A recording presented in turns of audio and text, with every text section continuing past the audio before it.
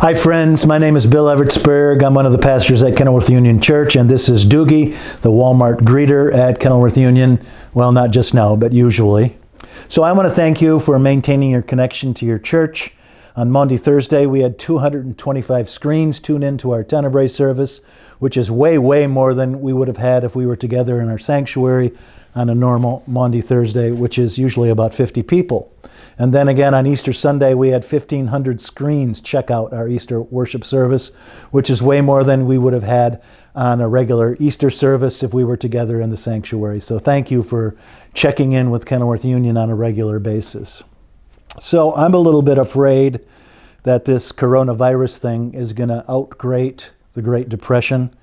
I don't want to put lipstick on this pig, but I'm going to play John Krasinski for a moment and give you some SGN, some good news. I want to tell you some of the things I'm grateful for during these otherwise dark times. I'm grateful for the minimal vehicular traffic on the roads just now and the maximal pedestrian traffic. Doogie has met several hundred new dog friends in the neighborhood this week and the week before that. And maybe you've seen the photos of that herd of water buffaloes strolling down the center of a highway in India, or that photo of a herd of mountain goats taking over the main street in a Welsh village, or those baby sea turtles hatching on an ordinarily crowded beach in Rio de Janeiro. So I'm grateful for all of that. I'm grateful for the cleaner air and the smaller carbon footprint we're leaving on the earth just now. This coronavirus, this quarantine, is teaching us how to live a smaller, leaner, less cluttered, less materialistic way of life that we will continue living when this is all over. I'm grateful for the lower crime rate. I don't know about you, but I haven't heard any stories about looting, which is almost miraculous, given that the streets are empty and the stores are all closed. There are some bad actors out there. There are hoarders who are selling sanitizer for $40 a bottle, and swindlers who are taking advantage of the vulnerable by pushing fake virus tests. But in general, crime is way down. And I'm also grateful for the way this coronavirus is bringing us all together. I know that's a strange way of thinking about it.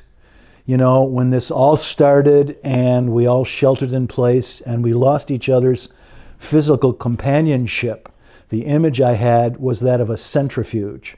This virus was pushing us all out from the center, far away from each other, to the extreme edge of life. And that's true. It's physically a centrifuge, but not spiritually and emotionally. Spiritually and emotionally, there's something centripetal about this virus. That is to say, it's driving us all back to the center, closer to each other, closer to the ones we need, each other, because it's teaching us something we already knew, that we are all one, we're all the same, we're all in this together. If Tom Hanks can catch this virus, anyone can. Mr. Fricking Rogers caught it. This disease is no respecter of persons. Did you hear that in Afghanistan, the Taliban is providing health care to residents of the areas they're in charge of? They're even doing a better job than the Afghani government is.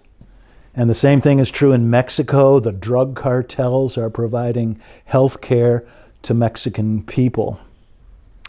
And so, you know, the Franciscan monk and spiritual director Richard Rohr, whose books many of us have read, put it this way. He said, if God wanted us to experience global solidarity, I can't think of a better way to do it. This disease is no respecter.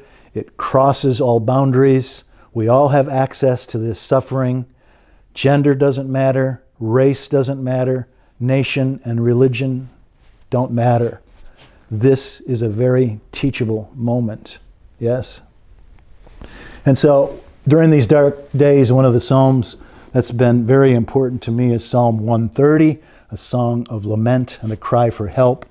The psalmist writes, out of the depths I cry to thee, O Lord. O Lord, hear my voice. O Israel, hope in the Lord. For with the Lord there is steadfast love, and with God there is plenteous redemption. And there's a wonderful presentation of this beloved psalm by John Rutter. It's called Out of the Deep. It comes from his larger work called Requiem, which our choir performed 5 years ago. And if you stay tuned, and if this psalm means something to you, you can listen to that performance by our choir. It's the most poignant and evocative presentation of this psalm that I've ever heard. It begins mournful and lugubrious, but it ends with victory and triumph. So I hope it speaks to you, and may the Lord bless you and keep you and make his face to shine upon you. Amen and goodbye.